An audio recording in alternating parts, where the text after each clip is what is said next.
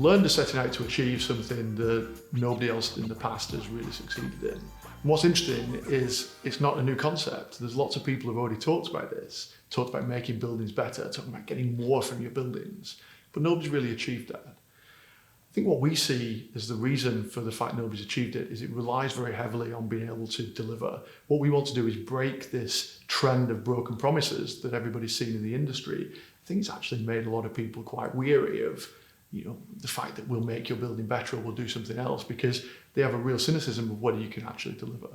Learned are investing extremely heavily in in-field resource, so guys and girls in cars and vans across the country to be able to be there for our customers. But why do we need to do that?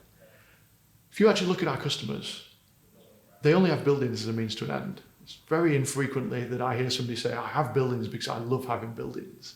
They have them because they need them to achieve their organisational vision. That might be a hospital. They're trying to make sick people better, so they need operating theatres, they need beds in wards. But if they could wave a magic wand and just make those people better, they'd choose that option. Similarly, if you take a school, very different environment, but they have a building so they can teach people. Again, if you had a magic wand, you'd do that. So why do we look at buildings in the same way, irrespective of what people are trying to achieve? We want to turn that on its head. We want to say, what's the organisational vision of the person who's occupying that building or the person who owns that building? And how do we do things to make that support that vision? We call it Building 4.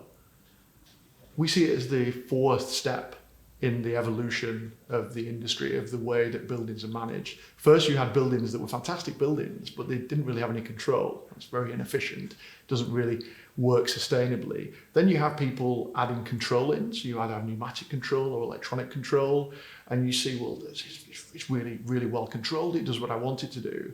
But the third step was then say, well, is it still efficient? So we now need to have a focus on energy. We have to focus on reducing the carbon emissions of the building, making sure it's sustainable over the long term.